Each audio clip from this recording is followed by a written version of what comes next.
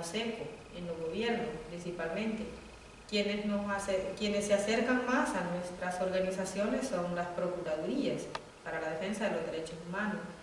Entre ellas, pues hemos estado sosteniendo algunas pláticas y bueno, lo que exigimos de los gobiernos vecinos es que respeten al menos lo que ya está establecido, como por ejemplo tratados binacionales en aguas transfronterizas, por ejemplo. Y que eso, al respetarlo, significa que no va a desarrollar un proyecto en esa zona donde están esas cuencas compartidas. Lo otro es que en El Salvador hay una reserva que ha sido declarada la reserva de la biosfera del Trifinio como una reserva ecológica y que por ende esa reserva tiene que ser respetada. Esa reserva no puede ser para implementar proyectos mineros, por ejemplo. Sin embargo, el gobierno dice, el gobierno de Guatemala, el gobierno de Honduras jamás lo hemos escuchado, pero el gobierno de Guatemala en algún momento, este payaso que eligieron, en algún momento dice que él es autónomo, él es libre y que él puede hacer lo que a él se le antoja en su territorio, que es su territorio. Entonces es complicado, ¿verdad? Porque podría estar en lo cierto. Pero entonces, ¿para qué sirven los convenios y los acuerdos internacionales que firman?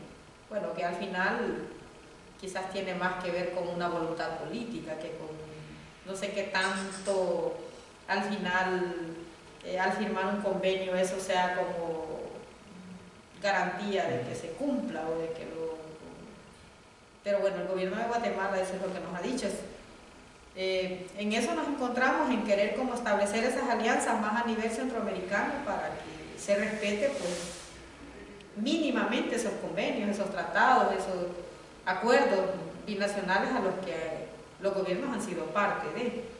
El Salvador en este periodo, en este gobierno que ya finaliza, el canciller ha sido muy honesto en sostener pláticas con sus homólogos, pero no hay lo suficiente, o sea, necesitamos hechos concretos. Y bueno, si el gobierno de Guatemala se cierra con esta posición, quiere decir que no va a respetar lo que ellos mismos han acordado. Entonces estamos ante una situación también bien compleja que ciertamente nos afecta. Los proyectos mineros en las zonas fronterizas igual son una amenaza para El Salvador.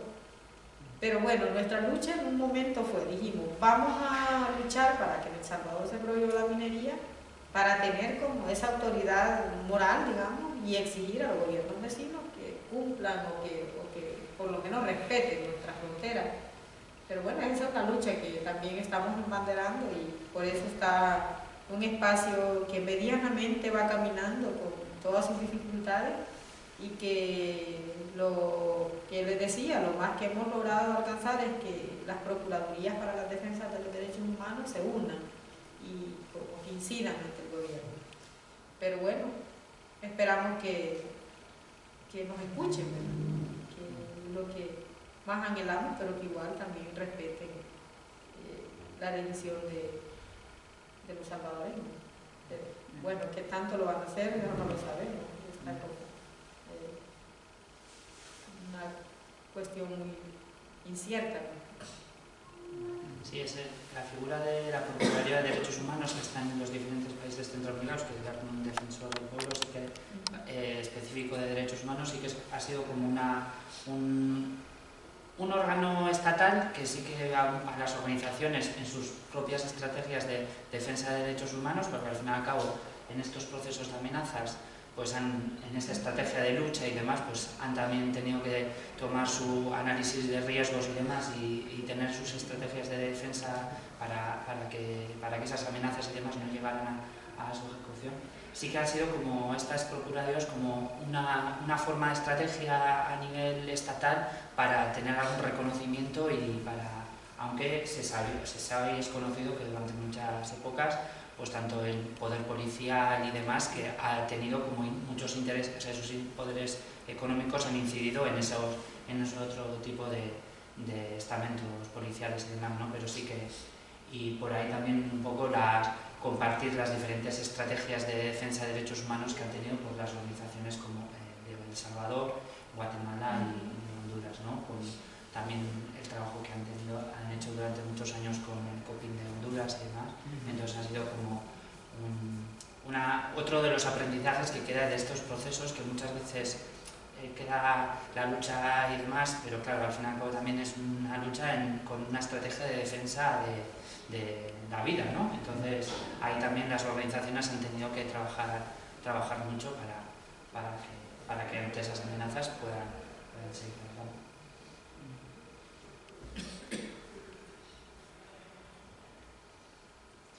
Decías que antes de esta lucha participabas de una organización de mujeres. Bien, cuando yo, bueno, ya metiéndome a lo más interno, digamos, yo empecé mi labor de activista, digamos, en espacios muy propios de mujeres.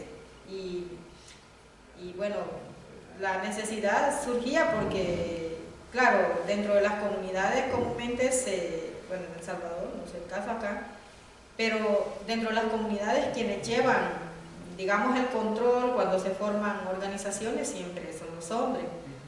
Y bueno, y decíamos nosotras, pero también nosotras podemos ejercer cualquier cargo dentro de una comunidad.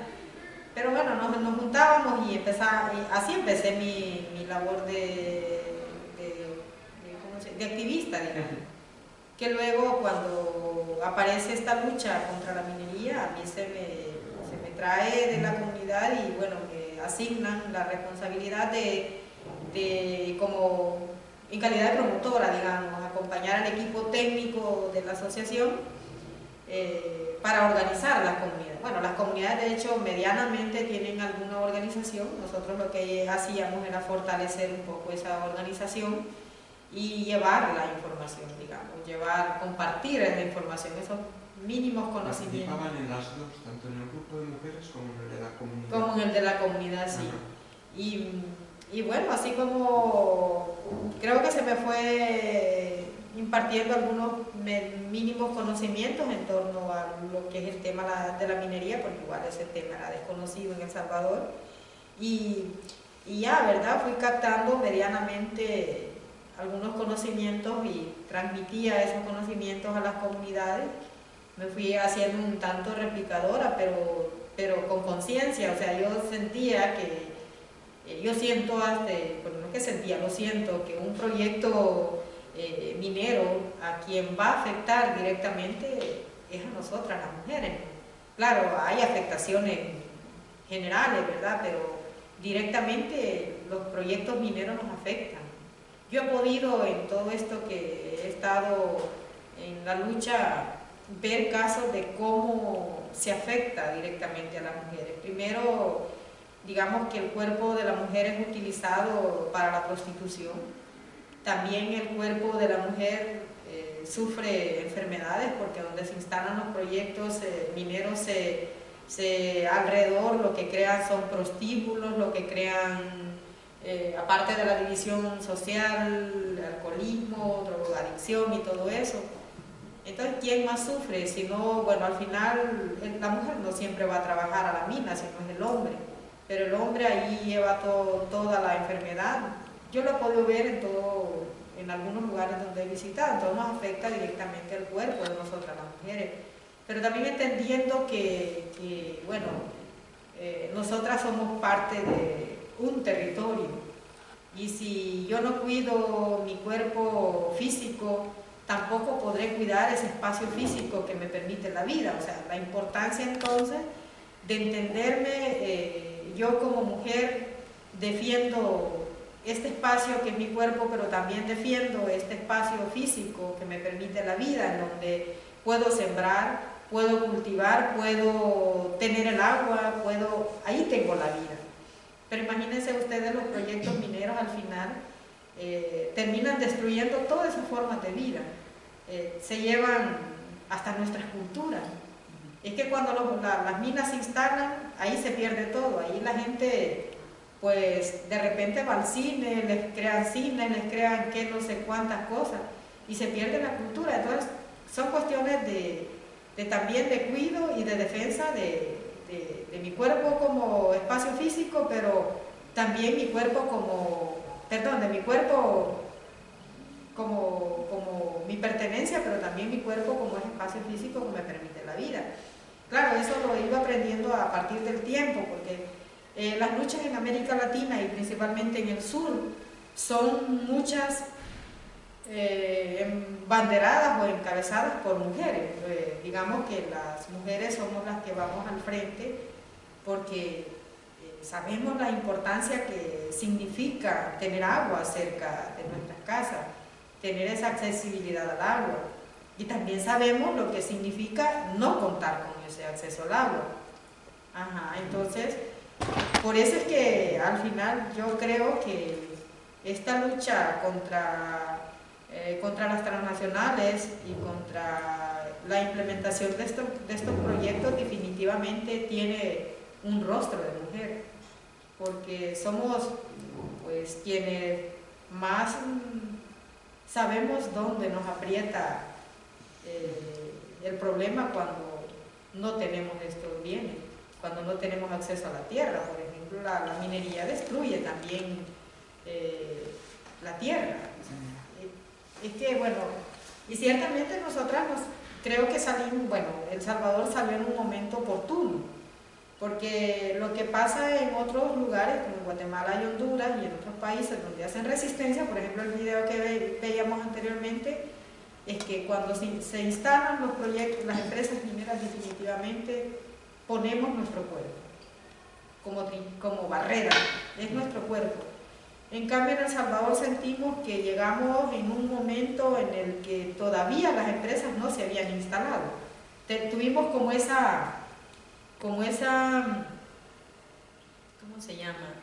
Oportunidad, no sé si es oportunidad, pero como que supimos en qué momento encarar esta lucha, enfrentar esta lucha.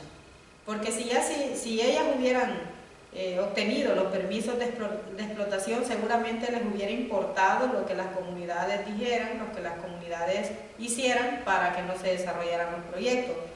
Y es aquí donde se vuelve también que la lucha en defensa de los territorios se vuelve una lucha que es criminalizada. Y si no vea, pues a nivel de América Latina y a nivel de muchos países en donde hay asesinatos, hay criminalización, hay violación a los derechos humanos.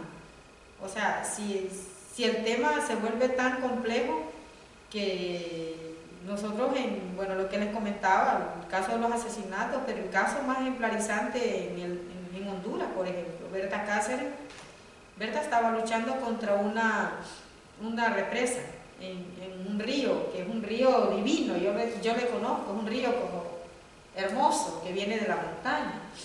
Y Berta se oponía mucho, pero Berta empezó su lucha contra las madereras y así fue creciendo, y cuando sabe que la empresa se va a instalar ahí para explotar, para hacer la represa, igual, ¿verdad? Se va junto con el pueblo y rechazan esta represa. Y a Berta se le empezó primero a criminalizar. Berta fue brutalmente criminalizada y bueno, al final terminaron asesinándola, y como ella hay tantas en nuestra América Latina. Bueno, últimamente los defensores de derechos humanos y especialmente del derecho al agua, a la tierra, somos criminalizados en América Latina.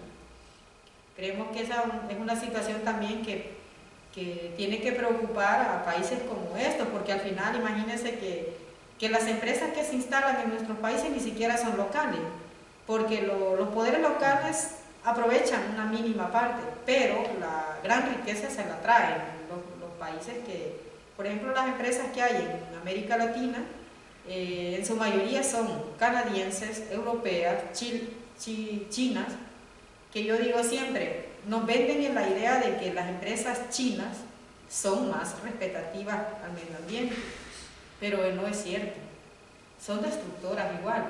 Y hay muchas, por ejemplo en Nicaragua hay empresas chinas que están queriendo, bueno, que están instaladas ya, y donde las comunidades igual las están rechazando porque les están arrebatando su forma de vida. Independientemente sean chinas, sean de donde sean, la contaminación sigue siendo la misma y la destrucción la misma, y pues nos dejan nuestros ecosistemas sin vida.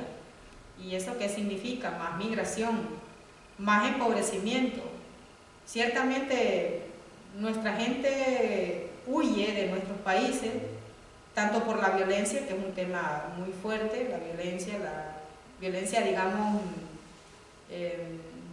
pandilleril. Por ejemplo, en El Salvador se ha fomentado tanto este tema de las pandillas. La gente huye por violencia, la gente huye también por temor, o sea, cuando ya se ve imposibilitada su forma de vida, pues le toca que buscar otro lugar para vivir. Y bueno, es ahí donde esto no se puede permitir, porque bueno, digamos que las empresas transnacionales, si bien es cierto en sus lugares de origen respetan un tanto las leyes, un tanto, yo digo no todo, pero respetan un poco, en nuestros países van a hacer, porque allá primero hacen cambios de gobierno a nivel contribuyen mucho a que haya gobiernos que le flexibilizan sus entradas para instalarse, cambian poderes locales, los hacen a favor de ellos y todo eso, tienen una enorme incidencia y bueno, al final terminan implementando proyectos contra la voluntad de las grandes mayorías, contra la voluntad de las comunidades.